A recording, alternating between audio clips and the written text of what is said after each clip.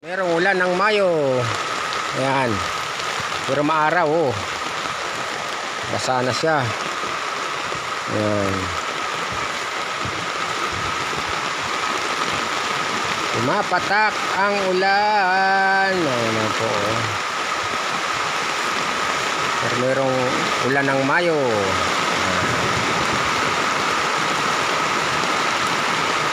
May 1, 4:26 ng hapon. Ayan. May ulan na po.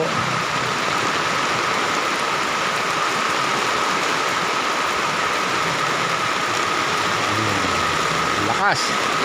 Nakakabasa to. Ayan.